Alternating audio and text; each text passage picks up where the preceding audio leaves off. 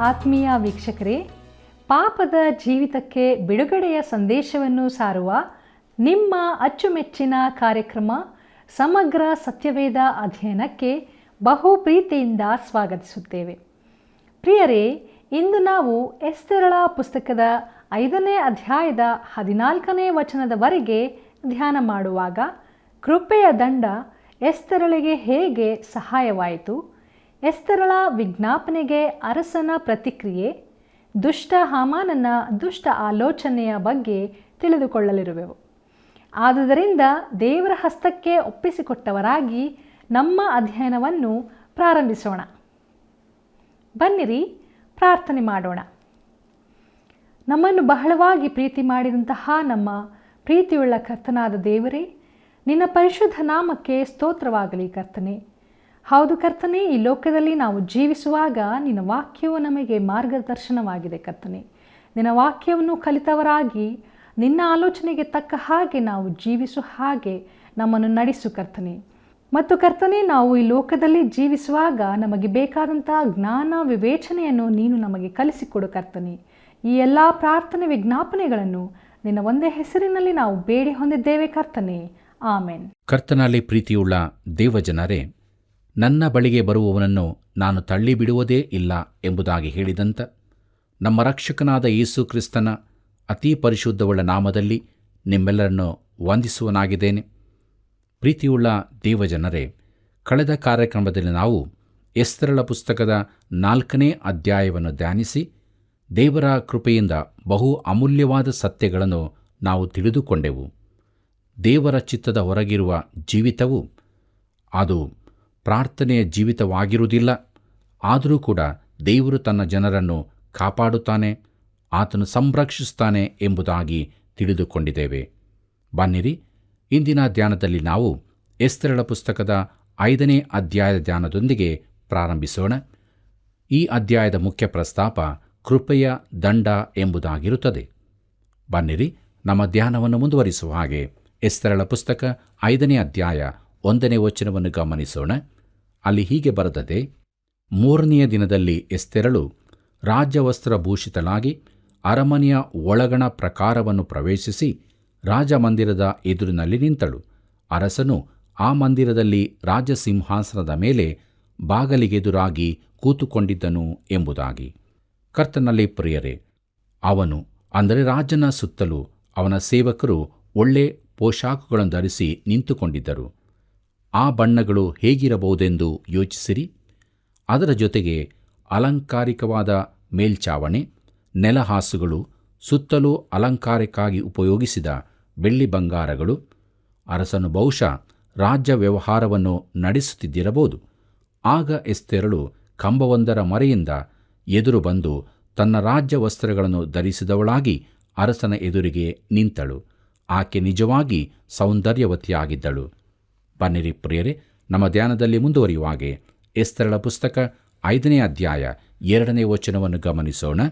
ಅಲ್ಲಿ ಹೀಗೆ ನೋಡುತ್ತೇವೆ: ಅವನು ಪ್ರಾಕಾರದಲ್ಲಿ ನಿಂತಿರುವ ಎಸ್ತೇರ್ ರಾಣಿಯನ್ನು ಕಂಡ ಕೂಡಲೇ ಆಕೆಯ ಮೇಲೆ ದಯವಿಟ್ಟು ತನ್ನ ಕೈಯಲ್ಲಿದ್ದ ಸುವರ್ಣ ದಂಡವನ್ನು ಆಕೆಯ ಕಡೆಗೆ ಚಾಚಿದನು. ಎಸ್ತೇರಳು ಸಮೀಪಕ್ಕೆ ಹೋಗಿ ದಂಡದ ತುದಿಯನ್ನು ಮುಟ್ಟಳು ಎಂಬುದಾಗಿ. ಕರ್ತನಲ್ಲಿ ಪ್ರಿಯರೇ, ಅರಸನೆದುರಿಗೆ ಹೋಗಲು ಎಸ್ತೇರಳು ಸಿದ್ಧಳಾಗಿಯೇ ಬಂದಿದ್ದಳು.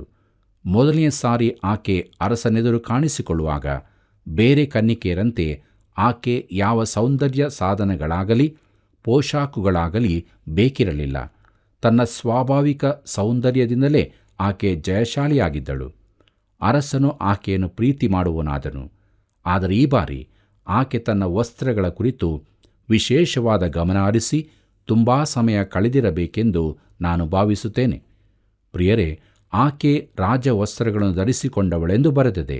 ಅಂದರೆ ಆಕೆ ತನ್ನಲ್ಲಿದ್ದ ಅತ್ಯುತ್ತಮವಾದ ಪೋಷಾಕುಗಳನ್ನು ಧರಿಸಿಕೊಂಡಳು. ಆಕೆ ಅರಸನ ಕಣ್ಣಿಗೆ ಹಬ್ಬವಾಗಿ ಕಂಡಳು. ಆಕೆ ನಿಜವಾಗಿ ಅಂದವಾಗಿದ್ದಳು. ಕರ್ತನಲ್ಲಿ ಪ್ರಿಯರೇ, ಆಕೆ ರಾಜನ ಆಸ್ಥಾನದ ಪ್ರವೇಶದಲ್ಲಿ ನಿಂತಾಗ ಅರಸನು ಆಕೆಯನ್ನು ಕಂಡನು. ಅದು ನಿಜವಾಗಿ ನಾಟಕೀಯ ಸನ್ನಿವೇಶವಾಗಿತ್ತು. ಅರಸನು ಆಕೆಯ ಕಡೆಗೆ ದಂಡವನ್ನು ಚಾಚುತ್ತಾನೋ ಇಲ್ಲವೋ, ಮತ್ತು ಈ ಸನ್ನಿವೇಶದಲ್ಲಿ ಈ ಇಬ್ರಿಯ ಸ್ತ್ರೀ ರಾಣಿಯಾದ ಎಸ್ತೇರಳು ಪ್ರಾರ್ಥಿಸಿರಬಹುದು. ಆ ಕುರಿತು ಯಾವ ದಾಖಲೆಯೂ ಇಲ್ಲದಿದ್ದರೂ ತಾನು ಎಷ್ಟು ಅಸಹಾಯಕಳು, ನಿರೀಕ್ಷೆಯಿಲ್ಲದವಳು ಆಗಿದ್ದೇನೆಂಬುದನ್ನು ಮನವರಿತಿರಬಹುದು. ಪ್ರಿಯರೇ, ಆಗ ಅರಸನು ತನ್ನ ಸುವರ್ಣ ದಂಡವನ್ನು ಆಕೆಯ ಕಡೆಗೆ ಚಾಚಿದನು ಮತ್ತು ಆಕೆಯ ಕಡೆಗೆ ಮುಗುಳ್ನಗು ಬೀರಿರಬಹುದು. ಆಕೆ ಮುಂದೆ ಹೋಗಿ ದಂಡದ ತುದಿಯನ್ನು ಮುಟ್ಟಿದಳು. ಅದು ಆ ಕಾಲದ ಕ್ರಮವಾಗಿತ್ತು. ಕರ್ತನಲ್ಲಿ ಪ್ರಿಯರೇ, ಎಂಥ ವಿಶೇಷವಾದ ಸನ್ನಿವೇಶ ನಮ್ಮ ಮುಂದಿದೆ. ನಾನು ಈ ಪುಸ್ತಕದಲ್ಲಿ ಮೇದ್ಯ ಪಾರಸಿಯರ ಕಾನೂನನ್ನು ದೇವರ ಧರ್ಮಶಾಸ್ತ್ರದೊಂದಿಗೆ ಹೋಲಿಸುತ್ತಾ ಬಂದಿದ್ದೇನೆ. ದೇವರ ಧರ್ಮಶಾಸ್ತ್ರ ಹೇಳುತ್ತದೆ, ಪಾಪ ಮಾಡುವ ಪ್ರಾಣಿಯೇ ಸಾಯುವನು ಎಂಬುದಾಗಿ. ಯೆಜ್ಕೇಲನ ಪ್ರವಾದನೆ ಗ್ರಂಥ 18ನೇ ಅಧ್ಯಾಯ 20ನೇ ವಚನದಲ್ಲಿ ನಾವು ಇದನ್ನು ಓದುತ್ತೇವೆ. ಮತ್ತು ದೇವರು ಈ ನಿಯಮವನ್ನು ಬದಲಾಯಿಸಲಿಲ್ಲ. ಅದು ಎಂದಿಗೂ ಸತ್ಯವಾದದ್ದೇ ಆಗಿದೆ. ಅದು ದೇವರ ಕಾನೂನಾಗಿದೆ. ಅದು ಬದಲಾಗದ್ದು. ಆತನು ತನ್ನ ಸ್ವಭಾವವನ್ನು ಬದಲಾಯಿಸದೆ ಇದನ್ನು ಬದಲಾಯಿಸಲು ಸಾಧ್ಯವಿಲ್ಲ. ಕರ್ತನಲ್ಲಿ ಪ್ರಿಯರೇ, ಇನ್ನೊಂದು ಪಾರ್ಶ್ವವನ್ನು ನೋಡೋಣ. ತನ್ನ ದಂಡವನ್ನು ಎಸ್ತೇರಳ ಕಡೆಗೆ ಚಾಚುವುದರ ಮೂಲಕ ಅರಸನು ಆಕೆಗೆ ಅವಳ ಜೀವವನ್ನು ಕೊಟ್ಟಂತಾಯಿತು. ಪ್ರಿಯರೇ, ದೇವರು ಮಾನವನ ಕಡೆಗೆ ತನ್ನ ದಂಡವನ್ನು ಚಾಚಿದ್ದಾನೆ. ರೋಮಾಪುರದಲ್ಲಿ ಬರೆದ ಪತ್ರಿಕೆ 3ನೇ ಅಧ್ಯಾಯ 23ನೇ ವಚನ ಹೀಗೆ ಹೇಳುತ್ತದೆ, ಎಲ್ಲರೂ ಪಾಪ ಮಾಡಿ ದೇವರ ಮಹಿಮೆಯನ್ನು ಹೊಂದದೇ ಹೋಗಿರುವುದು ಸತ್ಯವೇ ಆಗಿದೆ ಎಂಬುದಾಗಿ. ಮುಂದಕ್ಕೆ ನಾವು ನೋಡುತ್ತೇವೆ, ಎಫೆಸದವರಿಗೆ ಬರೆದ ಪತ್ರಿಕೆ 2ನೇ ಅಧ್ಯಾಯ 1ನೇ ವಚನದಲ್ಲಿ, ನಾವು ಪಾಪ ಅಪರಾಧಗಳಲ್ಲಿ ಸತ್ತವರಾಗಿದ್ದೇವೆಂಬುದನ್ನು ನೋಡುತ್ತೇವೆ. ಇದು ಸತ್ಯವೇ ಆಗಿದೆ. ಪ್ರಿಯರೇ, ಯೆಜ್ಕೇಲನ ಪ್ರವಾದನೆ ಗ್ರಂಥ 18ನೇ ಅಧ್ಯಾಯ 4ನೇ ವಚನದಲ್ಲಿ ಓದುತ್ತೇವೆ, ಪಾಪ ಮಾಡುವವನೇ ಸಾಯುವನು ಎಂಬುದಾಗಿ. ಇದೂ ಕೂಡ ಸತ್ಯವೇ. ಕರ್ತನಲ್ಲಿ ಪ್ರಿಯರೇ, ನಮ್ಮ ದೇವರು ಈ ನಿಯಮದಿಂದ ನಮ್ಮನ್ನು ಹೊರತರಬೇಕಾಗಿತ್ತು. ಅದಕ್ಕಿದ್ದ ಒಂದೇ ಮಾರ್ಗವೆಂದರೆ ತಾನೇ ಸ್ವತಃ ಈ ಲೋಕಕ್ಕೆ ಬಂದು ನಮ್ಮ ಪಾಪಗಳನ್ನು ತನ್ನ ಮೇಲೆ ತೆಗೆದುಕೊಂಡು ಅದಕ್ಕೆ ತೆರಬೇಕಾದ ಪ್ರಾಯಶ್ಚಿತ್ತವನ್ನು ತೆರಬೇಕಾಯಿತು. ಯಾಕಂದರೆ ಆ ನಿಯಮವನ್ನು ತೆಗೆದುಹಾಕಲು ಸಾಧ್ಯವಿರಲಿಲ್ಲ. ಈಗಲೂ ಅದು ಸಾಧ್ಯವಿಲ್ಲ. ಪ್ರಿಯರೇ, ದೇವರು ನಿನ್ನನ್ನು ರಕ್ಷಿಸಿದನೆಂದರೆ ನಿನ್ನ ಪಾಪಗಳ ಪ್ರಾಯಶ್ಚಿತ್ತವನ್ನು ಬೇರೆ ಯಾರೋ ತೆರಬೇಕಾಯಿತು. ಆತನು ನಿನ್ನ ಬದಲಾಗಿ ತನ್ನ ಪ್ರಾಣವನ್ನು ಈಡುಕೊಟ್ಟು ಸಾಯಬೇಕಾಯಿತು. ಆತನೇ ಯೇಸು ಕ್ರಿಸ್ತನು. ಇದರ ಫಲವಾಗಿ ದೇವರು ತನ್ನ ಕೃಪೆಯ ದಂಡವನ್ನು ಲೋಕದ ಕಡೆಗೆ ಚಾಚಿ ಹೇಳುವುದೆಂದರೆ, ನೀನು ನನ್ನ ಬಳಿಗೆ ಬರಬಹುದು, ಈ ಕೃಪೆಯ ದಂಡವನ್ನು ಮುಟ್ಟು ನನ್ನಿಂದ ರಕ್ಷಣೆಯನ್ನು ಪಡೆದುಕೋ ಎಂಬುದಾಗಿ. ಎಷ್ಟೊಂದು ಅದ್ಭುತವಲ್ಲವೇ ಪ್ರಿಯರೇ? ದೇವರಿಗೆ ಮಹಿಮೆಯಾಗಲಿ. ಕರ್ತನಲ್ಲಿ ಪ್ರಿಯರೇ, ಎಸ್ತೇರಳು ಅರಸನ ಸನ್ನಿಧಾನಕ್ಕೆ ಬಂದಿದ್ದಾಳೆ. ತುರ್ತು ಸಂದರ್ಭ ಇರದಿದ್ದರೆ ಆಕೆ ಹೀಗೆ ಮಾಡುತ್ತಿರಲಿಲ್ಲವೆಂದು ಅವನು ಕೂಡಲೇ ತಿಳಿದುಕೊಳ್ಳುತ್ತಾನೆ. ಬನ್ನಿರಿ, ನಮ್ಮ ಧ್ಯಾನದಲ್ಲಿ ಮುಂದುವರಿಯುವಾಗೆ ಎಸ್ತೇರಳ ಪುಸ್ತಕ 5ನೇ ಅಧ್ಯಾಯ 3ನೇ ವಚನವನ್ನು ಗಮನಿಸೋಣ. ಅಲ್ಲಿ ಹೀಗೆ ಬರೆದದೆ, ಅರಸನು ಆಕೆಗೆ, ಎಸ್ತೇರ್ ರಾಣಿಯೇ, ನಿನಗೇನು ಬೇಕು?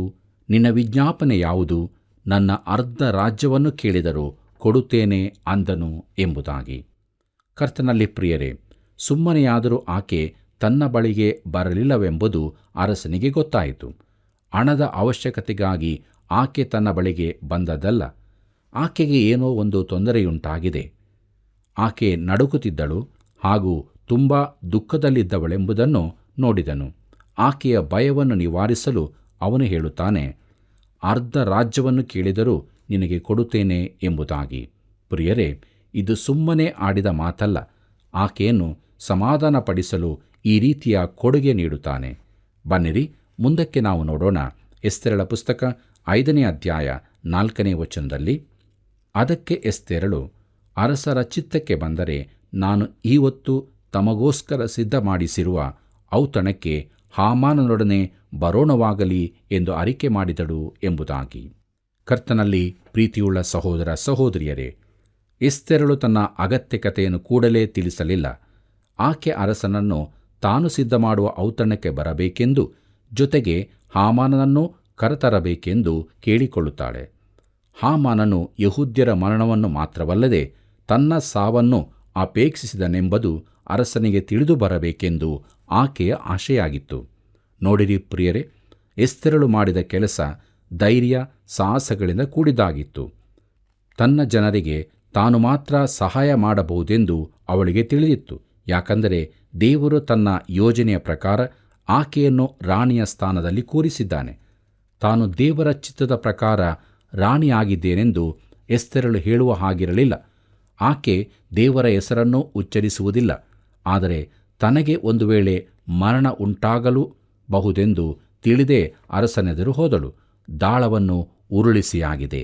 ಪ್ರಿಯ ಸ್ನೇಹಿತರೆ, ನಾವೆಲ್ಲರೂ ಒಂದು ದಿನ ರಾಜಾದಿರಾಜನ ಎದುರು ನಿಲ್ಲಬೇಕಾಗುತ್ತದೆ. ಪ್ರತಿಯೊಬ್ಬ ವಿಶ್ವಾಸಿ ಕೂಡ ತನಗೆ ಬಹುಮಾನ ದೊರಕುತ್ತದೋ ಎಂದು ತಿಳಿಯಲಿಕ್ಕಾಗಿ ಆತನೆದುರು ನಿಲ್ಲಬೇಕಾಗುತ್ತದೆ. ಈ ನ್ಯಾಯತೀರಿಕೆಯು ಕ್ರಿಸ್ತನ ನ್ಯಾಯಾಸ್ಥಾನದ ಮುಂದೆ ಆಗುತ್ತದೆ. ಇನ್ನೊಂದು ನ್ಯಾಯ ವಿಚಾರಣೆ ನಡೆಯಲಿಕ್ಕಿದೆ. ಅದರಲ್ಲಿ ನಾಶನ ಪಾತ್ರರು ಮಾತ್ರ ಕಾಣಿಸಿಕೊಳ್ಳುತ್ತಾರೆ.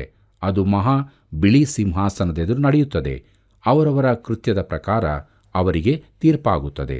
ಕರ್ತನಲ್ಲಿ ಪ್ರಿಯರೇ, ಎಸ್ತೇರಳಿಗೆ ಅರಸನು ದಂಡವನ್ನು ಚಾಚಿ ಆಕೆ ಅದನ್ನು ಮುಟ್ಟಿದ ಹಾಗೆ ದೇವರು ತನ್ನ ಕೃಪೆಯೆಂಬ ದಂಡವನ್ನು ನಮ್ಮ ಕಡೆಗೆ ಚಾಚಿದ್ದಾನೆ. ತಾನು ಕೊಡುವುದನ್ನು ಸ್ವೀಕರಿಸಿ ಅದನ್ನು ನಂಬಿಕೆಯಿಂದ ಮುಟ್ಟಬೇಕೆಂದು ಆತನು ನಮಗೆ ಹೇಳುತ್ತಿದ್ದಾನೆ. ಪ್ರಿಯರೇ, ನಾವು ಸುಂದರವಾಗಿದ್ದರಿಂದ ಆತನು ನಮಗೆ ದಯ ತೋರಿಸುವುದಿಲ್ಲ. ನಾವೆಲ್ಲರೂ ಆಂತರ್ಯದಲ್ಲಿ ಕರೂಪಿಗಳೇ ಆಗಿದ್ದೇವೆ. ಪಾಪವು ಮಾನವನ ಹೃದಯದೊಳಗಿಂದ ಹೊರಟು ಬರುತ್ತದೆ. ನಮ್ಮ ಸುತ್ತಲಿನ ಅನೇಕ ಮಾಲಿನ್ಯಗಳ ಕುರಿತು ನಾವು ಮಾತನಾಡುತ್ತೇವೆ. ಆದರೆ ಈ ಎಲ್ಲ ತೊಂದರೆಗಳು ಆರಂಭವಾಗುವುದು ಮಾನವನ ಹೃದಯದಲ್ಲಿಯೇ. ಆತನ ಮಗನಾದ ಯೇಸು ಕ್ರಿಸ್ತನನ್ನು ಎಲ್ಲರೂ ಅಂಗೀಕರಿಸಬೇಕೆಂದು ಆತನು ತನ್ನ ಕೃಪೆಯ ದಂಡವನ್ನು ಚಾಚಿದ್ದಾನೆ. ಬನ್ನಿರಿ ಪ್ರಿಯರೇ, ನಮ್ಮ ಧ್ಯಾನದಲ್ಲಿ ಮುಂದುವರಿಯುವ ಹಾಗೆ ಎಸ್ತೇರಳ ಪುಸ್ತಕ 5ನೇ ಅಧ್ಯಾಯ 5ನೇ ವಚನವನ್ನು ಗಮನಿಸೋಣ. ಅಲ್ಲಿ ಹೀಗೆ ನೋಡುತ್ತೇವೆ: ಕೂಡಲೇ ಅರಸನು ಎಸ್ತೇರಳ ವಿಜ್ಞಾಪನೆಯನ್ನು ನೆರವೇರಿಸುವುದಕ್ಕೆ ಹಾಮಾನನನ್ನು ತ್ವರೆಪಡಿಸಿರಿ ಎಂದು ಅಪ್ಪಣೆ ಮಾಡಿದನು. ಮತ್ತು ಎಸ್ತೇರಳು ಮಾಡಿಸಿದ್ದ ಔತಣಕ್ಕೆ ಹಾಮಾನನ ಜೊತೆಯಲ್ಲಿ ಹೋದನು ಎಂಬುದಾಗಿ. ಪ್ರೀತಿಯುಳ್ಳ ದೇವಜನರೇ, ಅರಸನ ಪ್ರತಿಕ್ರಿಯೆಯನ್ನು ಇಲ್ಲಿ ನೋಡಬಹುದು. ಅವನು ರಾಣಿ ಎಸ್ತೇರಳ ಆಶೆಯನ್ನು ಪೂರೈಸುವುದಕ್ಕೆ ಹಾಮಾನನಿಗೂ ಕೂಡಲೇ ತಿಳಿಸುತ್ತಾನೆ. ಅರಸನು ಹಾಮಾನನಿಗೆ ತುಂಬ ದಯೆ ತೋರಿಸಿದ್ದನು. ಅವನನ್ನು ತನ್ನ ಪ್ರಧಾನಮಂತ್ರಿಯನ್ನಾಗಿ ಮಾಡಿದ್ದನು. ತನ್ನ ಮುದ್ರೆಯುಂಗುರವನ್ನು ಅವನಿಗೆ ಕೊಟ್ಟು ಯಹೂದ್ಯರ ಸಂಹಾರದ ಕುರಿತ ಅಪ್ಪಣೆಗೆ ಒಪ್ಪಿಗೆ ನೀಡಿದ್ದನು. ಆದರೆ ಎಸ್ತೇರಳಿಗೆ ಹೋಲಿಸಿದಾಗ ಹಾಮಾನನು ಆಕೆಯ ಅಪ್ಪಣೆಗೂ ವಿಧೇಯನಾಗಬೇಕು. ಯಾಕಂದರೆ ಆಕೆ ರಾಣಿಯಾಗಿದ್ದಾಳೆ. ಇದರಿಂದ ಆಕೆ ಉತ್ತಮ ಸ್ಥಾನದಲ್ಲಿದ್ದಾಳೆ. ಎಸ್ತೇರಳು ಮಾಡಿಸಿದ ಔತಣಕ್ಕೆ ಅರಸನು ಹಾಮಾನನು ಬರುತ್ತಾರೆ. ಬನ್ನಿರಿ ಮುಂದಕ್ಕೆ ನೋಡೋಣ. ಎಸ್ತೇರಳ ಪುಸ್ತಕ 5ನೇ ಅಧ್ಯಾಯ 6ನೇ ವಚನದಲ್ಲಿ ಅಲ್ಲಿ ಹೀಗೆ ಬರೆದದೆ: ದ್ರಾಕ್ಷಾರಸ ಪಾನ ಮಾಡುವಾಗ ಅರಸನು ತಿರುಗಿ ಎಸ್ತೇರಳಿಗೆ, ನಿನ್ನ ವಿಜ್ಞಾಪನೆ ಯಾವುದು? ಹೇಳು, ಅದನ್ನು ನೆರವೇರಿಸುವೆನು. ನೀನು ನನ್ನ ಅರ್ಧ ರಾಜ್ಯವನ್ನು ಕೇಳಿಕೊಂಡರೂ ಸರಿಯೇ, ಅದನ್ನು ನಿನಗೆ ಕೊಡುವೆನು ಅನ್ನಲು ಎಂಬುದಾಗಿ. ಪ್ರೀತಿಯುಳ್ಳ ದೇವಜನರೇ, ಔತಣ ಕೂಟದಲ್ಲಿಯೂ ಎಸ್ತೇರಳು ಗಡಿಬಿಡಿಯಲ್ಲಿರುವುದನ್ನು ಕಂಡು ಆಕೆಗೇನೋ ಸಮಸ್ಯೆ ಇದೆ ಎಂದು ಅರಸನು ತಿಳಿಯುತ್ತಾನೆ. ಆಕೆಯ ಕೇಳಿಕೆ ಏನೆಂದು ಅವನು ಪುನಃ ಕೇಳಿ ತನ್ನ ಅರ್ಧ ರಾಜ್ಯವನ್ನು ಬೇಕಾದರೆ ಕೊಡುತ್ತೇನೆಂದು ಹೇಳುತ್ತಾನೆ. ಪ್ರಿಯರೇ, ಅದರ ಅರ್ಥ ಅವಳು ತನಗೆ ಬೇಕಾದದನ್ನು ಕೇಳಬಹುದು ಎಂದು. ಆಕೆಯ ಆತಂಕವನ್ನು ಕಂಡು ಅವನು ತನ್ನ ಕೊಡುಗೆಯನ್ನು ನೀಡುತ್ತಾನೆ. ಕರ್ತನಲ್ಲಿ ಪ್ರಿಯರೇ, ಇಲ್ಲಿ ನಮಗೊಂದು ಪಾಠವಿದೆ. ದೇವರು ಕರ್ತನಾದ ಯೇಸುವಿನ ಮೂಲಕ ನಮಗೆ ಬೇಕಾದದನ್ನು ಕೊಡುವ ಕೊಡುಗೆ ನೀಡಿದ್ದಾನೆ. ಫಿಲಿಪ್ಪರಿಗೆ ಬರೆದ ಪತ್ರಿಕೆ 4ನೇ ಅಧ್ಯಾಯ 19ನೇ ವಚನದಲ್ಲಿ ಪೌಲನು ಹೀಗೆ ಹೇಳುತ್ತಾನೆ: ನನ್ನ ದೇವರು ಕ್ರಿಸ್ತ ಯೇಸುವಿನ ಮೂಲಕ ತನ್ನ ಪ್ರಭಾವದ ಐಶ್ವರ್ಯಕ್ಕೆ ತಕ್ಕ ಹಾಗೆ ನಿಮ್ಮ ಪ್ರತಿಯೊಂದು ಕೊರತೆಯನ್ನು ನೀಗಿಸುವನು ಎಂಬುದಾಗಿ. ಕರ್ತನಲ್ಲಿ ಪ್ರಿಯರೇ, ದೇವರು ನಮಗೆ ಕೊಡುಗೆ ನೀಡಿದ್ದಾನೆ. ಆದರೆ ಏನು ಬೇಕೆಂಬುದನ್ನು ನಾವು ಸೇರಿಸಬೇಕು. ಇಂತಹ ಒಬ್ಬ ಅರಸನು ನಮಗಿರುವುದು ಎಂಥ ಅದ್ಭುತವಲ್ಲವೇ? ಆದರೆ ಆತನು ಅರಸನಿಗಿಂತಲೂ ಹೆಚ್ಚಿನವನು. ಆತನು ನಮ್ಮ ರಕ್ಷಕನು, ಲೋಕದ ರಕ್ಷಕನು. ನಾಶನ ಪಾತ್ರರಾದ ಲೋಕದ ಕಡೆಗೆ ಆತನು ತನ್ನ ದಯೆಯ ದಂಡ ಚಾಚಿದ್ದಾನೆ. ಕರ್ತನಲ್ಲಿ ಪ್ರಿಯರೇ, ಎಸ್ತೇರಳ ಕಡೆಗೆ ಈ ಕ್ರೂರ ರಾಜನು ಯಾಕೆ ಇಷ್ಟು ಮೃದುವಾಗಿ ವರ್ತಿಸಿದನು? ಜ್ಞಾನೋಕ್ತಿ ಪುಸ್ತಕ 21ನೇ ಅಧ್ಯಾಯ 1ನೇ ವಚನದಲ್ಲಿ ಹೀಗಿದೆ: ರಾಜನ ಸಂಕಲ್ಪಗಳು ಯೆಹೋವನ ಕೈಯಲ್ಲಿ ನೀರಿನ ಕಾಲುವೆಗಳಂತೆ ಇವೆ, ತನಗೆ ಬೇಕಾದ ಕಡೆಗೆ ತಿರುಗಿಸುತ್ತಾನೆ ಎಂಬುದಾಗಿ. ಹೌದು ಪ್ರಿಯರೇ, ಎಸ್ತೇರಳ ಕಥೆಯಲ್ಲಿ ದೇವರು ಅರಸನನ್ನು ನಿರ್ದಿಷ್ಟವಾದ ದಿಕ್ಕಿನ ಕಡೆಗೆ ನಡೆಸುತ್ತಿದ್ದಾನೆ. ಬನ್ನಿರಿ ಮುಂದಕ್ಕೆ ನಾವು ಎಸ್ತೇರಳ ಪುಸ್ತಕ 5ನೇ ಅಧ್ಯಾಯ 7 ಮತ್ತು 8ನೇ ವಚನಗಳನ್ನು ಗಮನಿಸೋಣ. ಅಲ್ಲಿ ಹೀಗೆ ಬರೆದದೆ, ಎಸ್ತೇರಳು, ಅರಸನು ನನ್ನ ಮೇಲೆ ಕಟಾಕ್ಷವಿಟ್ಟು ನಾನು ಕೇಳುವುದನ್ನು ಕೊಡುವುದಕ್ಕೂ ನನ್ನ ವಿಜ್ಞಾಪನೆಯನ್ನು ನೆರವೇರಿಸುವುದಕ್ಕೂ ಮನಸ್ಸುಳ್ಳವರಾಗಿದ್ದರೆ ನಾನು ತಮಗೋಸ್ಕರ ಸಿದ್ಧ ಮಾಡಿಸುವ ಔತಣಕ್ಕೆ ನಾಳೆಯೂ ಹಾಮಾನನ ಜೊತೆಯಲ್ಲಿ ಬರೋಣವಾಗಲಿ. ಆಗ ಅರಸರು ಹೇಳಿದಂತೆ ಮಾಡುವೆನು, ಇದೇ ನನ್ನ ಮನವಿ ಎಂದು ಉತ್ತರ ಕೊಟ್ಟಳು ಎಂಬುದಾಗಿ. ಕರ್ತನಲ್ಲಿ ಪ್ರೀತಿಯುಳ್ಳ ದೇವಜನರೇ, ಅರಸನೆದುರು ತನ್ನ ಕೇಳಿಕೆಯನ್ನು ಹೇಳಿಕೊಳ್ಳುವ ಧೈರ್ಯ ಇನ್ನೂ ಎಸ್ತೇರಳಿಗಾಗಲಿಲ್ಲ. ಆದ್ದರಿಂದ ಆಕೆ, ನಾಳೆ ನಾನು ಇನ್ನೊಂದು ಔತಣವನ್ನು ಸಿದ್ಧ ಮಾಡುತ್ತೇನೆ. ಈ ದಿನದ ಔತಣ ಚಿಕ್ಕದು, ಆದರೆ ನಾಳೆ ನೀವು ಬಂದರೆ ನಿಜವಾದ ಔತಣ ಸಿದ್ಧ ಮಾಡುತ್ತೇನೆ. ಆಗ ನಾನು ನನ್ನ ಕೇಳಿಕೆ ಏನೆಂದು ತಿಳಿಸುತ್ತೇನೆ ಅಂದಳು. ಆಕೆ ಮನಸ್ಸಿನಲ್ಲಿದ್ದ ಭಯವನ್ನು ನಾವು ಕಾಣಬಹುದು. ಆಗ ಅರಸನು ಹಾಮಾನನು ಊಟವನ್ನು ಮುಗಿಸಿಕೊಂಡು ಹೋದರು. ಬನ್ನಿರಿ ಪ್ರಿಯರೇ, ನಮ್ಮ ಧ್ಯಾನದಲ್ಲಿ ಮುಂದುವರಿಯುವಾಗೆ ಎಸ್ತೇರಳ ಪುಸ್ತಕ 5ನೇ ಅಧ್ಯಾಯ 9ನೇ ವಚನವನ್ನು ಗಮನಿಸೋಣ. ಅಲ್ಲಿ ಹೀಗೆ ಬರೆದದೆ, ಆ ದಿನ ಹಾಮಾನನು ಆನಂದ ಲಹರಿಯಲ್ಲಿ ಮನೆಗೆ ಹೋಗುತ್ತಿರುವಾಗ ಮೊರ್ದೆಕೈಯು ತನಗೆ ಭಯಪಡದೆ ತನ್ನ ಮುಂದೆ ಏಳದೆ ಅರಮನೆಯ ಹೆಬ್ಬಾಗಿಲಿನಲ್ಲಿ ಕೂತಿರುವುದನ್ನು ಕಂಡು ಅವನ ಮೇಲೆ ಕೋಪಭರಿತನಾದನು ಎಂಬುದಾಗಿ. ಕರ್ತನಲ್ಲಿ ಪ್ರೀತಿಯುಳ್ಳ ಸಹೋದರ ಸಹೋದರಿಯರೇ, ತನ್ನನ್ನು ಮಾತ್ರ ರಾಣಿಯು ಅರಸನೊಂದಿಗೆ ಔತಣಕ್ಕೆ ಕರೆದಳೆಂಬ ಸಂತೋಷದಿಂದ ಹಾಮಾನನು ಅರಮನೆಯಿಂದ ಹೊರಬಂದನು. ಅವನ ಹೆಮ್ಮೆ ತುಂಬ ಅತಿಯಾಗಿ ಹೋಗಿತ್ತು. ರಾಣಿಗೆ ತನ್ನ ಮೇಲೆ ಎಷ್ಟೊಂದು ಇಷ್ಟವಾಗಿದೆ ಎಂದರೆ ಅವಳು ಮರುದಿನದ ಔತಣಕ್ಕೂ ತನ್ನನ್ನು ಕರೆದಿದ್ದಾಳೆ ಎಂದು ಹೆಮ್ಮೆ ಪಡುತ್ತಿದ್ದನು. ಪ್ರಿಯರೇ, ಈ ಭಾಗವು ಜ್ಞಾನೋಕ್ತಿ 16ನೇ ಅಧ್ಯಾಯ 18ನೇ ವಚನಕ್ಕೆ ಸಮವಾಗಿದೆ. ಅದೇನೆಂದರೆ, ಗರ್ವದಿಂದ ಭಂಗ, ಉಬ್ಬಿನಿಂದ ದೊಬ್ಬು ಎಂಬ ಮಾತಿಗೆ ಉದಾಹರಣೆಯಾಗಿದೆ. ಪ್ರಿಯರೇ, ಗ್ರೀಕರಲ್ಲಿ ಕೂಡ ಒಂದು ನಾಣ್ಣುಡಿಯಿದೆ, ದೇವತೆಗಳು ನಾಶ ಮಾಡುವವನನ್ನು ಮೊದಲು ಉಬ್ಬುವಂತೆ ಮಾಡುತ್ತಾರೆ ಎಂಬುದು ಅದರ ಅರ್ಥ.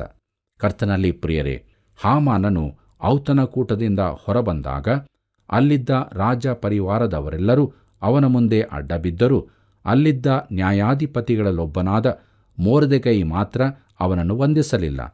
ಹಾಮಾನನ ಸ್ಥಾನದಲ್ಲಿದ್ದವನೊಬ್ಬನು ಮೊರ್ದೆಕೈಯಂಥ ಒಬ್ಬ ಚಿಕ್ಕ ವ್ಯಕ್ತಿಯ ಕುರಿತು ತಲೆ ಕೆಡಿಸಿಕೊಳ್ಳಬೇಕಾಗಿರಲಿಲ್ಲ.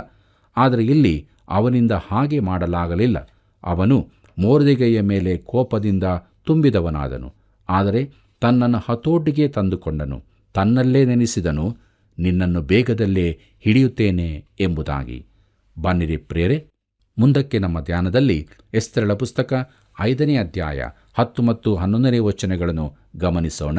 ಅಲ್ಲಿ ಹೀಗೆ ಬರೆದದೆ, ಆದರೂ ತನ್ನನ್ನು ಬಿಗಿ ಹಿಡಿದುಕೊಂಡು ಮನೆಗೆ ಹೋಗಿ ತನ್ನ ಆಪ್ತರನ್ನು ಪತ್ನಿಯಾದ ಜೆರೇಷಳನ್ನು ಕರೆಯಿಸಿ ಅವರ ಮುಂದೆ ತನ್ನ ಘನೈಶ್ವರ್ಯಗಳನ್ನು, ಪುತ್ರ ಲಾಭಾತಿಶಯವನ್ನು, ಅರಸನು ತನ್ನನ್ನು ಸನ್ಮಾನಿಸಿ ಎಲ್ಲ ಸರದಾರರಲ್ಲಿಯೂ ರಾಜಸೇವಕರಲ್ಲಿಯೂ ತನಗೆ ಶ್ರೇಷ್ಠ ಸ್ಥಾನವನ್ನು ಅನುಗ್ರಹಿಸಿದ್ದನ್ನು ವರ್ಣಿಸಿದ ಮೇಲೆ ಎಂಬುದಾಗಿ. ಕರ್ತನಲ್ಲಿ ಪ್ರೀತಿಯುಳ್ಳ ದೇವಜನರೇ, ಹಾಮಾನನು ನಿಜಕ್ಕೂ ಬುದ್ಧಿಹೀನಂತೆ ವರ್ತಿಸುತ್ತಾನೆ. ಅವನು ಕೊಚ್ಚಿಕೊಳ್ಳತೊಡಗುತ್ತಾನೆ. ಒಬ್ಬನು ತನ್ನ ಕುರಿತಾಗಿ ಹೊಗಳಿಕೊಳ್ಳುವಾಗ 3 ವಿಚಾರಗಳಲ್ಲಿ ಕೊಚ್ಚಿಕೊಳ್ಳುತ್ತಾನೆ. ಅದರಲ್ಲಿ ಮೊದಲನೆಯದು ತನ್ನ ಸಂಪತ್ತಿನ ಕುರಿತು, ತನಗಿರುವ ಹಣಕಾಸಿನ ವಿಚಾರವಾಗಿ. ಬಳಿಕ ತನಗಿರುವ ಒಳ್ಳೆಯ ಮಕ್ಕಳ ಕುರಿತಾಗಿ. ಮೂರನೆಯದಾಗಿ ತನಗಿರುವ ಸ್ಥಾನಮಾನಗಳ ಕುರಿತಾಗಿ. ಹಾಮಾನನು ಈ ಎಲ್ಲ ಸಂಗತಿಗಳ ಕುರಿತಾಗಿ ಕೊಚ್ಚಿಕೊಳ್ಳುತ್ತಾನೆ. ಬನ್ನಿರಿ ಮುಂದಕ್ಕೆ ನಾವು ನೋಡೋಣ. ಎಸ್ತೇರಳ ಪುಸ್ತಕ 5ನೇ ಅಧ್ಯಾಯ 12ನೇ ವಚನದಲ್ಲಿ, ಆಹಾ, ಎಸ್ತೇರ್ ರಾಣಿಯು ತಾನು ಸಿದ್ಧಪಡಿಸಿದ ಔತಣಕ್ಕೆ ಅರಸನ ಜೊತೆಯಲ್ಲಿ ನನ್ನನ್ನು ಹೊರತಾಗಿ ಇನ್ನಾರನ್ನೂ ಕರೆಸಲಿಲ್ಲ. ನಾಳೆಯೂ ಅರಸನ ಜೊತೆಯಲ್ಲಿ ಬರಬೇಕೆಂದು ನನಗೆ ಹೇಳಿದ್ದಾಳೆ ಎಂಬುದಾಗಿ. ಕರ್ತನಲ್ಲಿ ಪ್ರೀತಿಯುಳ್ಳ ದೇವಜನರೇ, ಜನರು ಹೊಗಳಿಕೊಳ್ಳುವ ಇನ್ನೊಂದು ಸಂಗತಿಯಿದೆ. ತಾವು ಸ್ತ್ರೀಯ ಅನುಗ್ರಹಕ್ಕೆ ಪಾತ್ರರಾಗಿರುವ ಕುರಿತು ಕೂಡ ಹೇಳಿಕೊಳ್ಳುತ್ತಾರೆ. ಅವನು ಈಗಾಗಲೇ ರಾಣಿಯ ಔತಣಕೂಟದಲ್ಲಿ ಭಾಗವಹಿಸಿ ಬಂದಿದ್ದಾನೆ. ನಾಳೆ ಮತ್ತೆ ಅವಳೊಂದಿಗೆ ಭೋಜನಕೂಟದಲ್ಲಿರುತ್ತಾನೆ.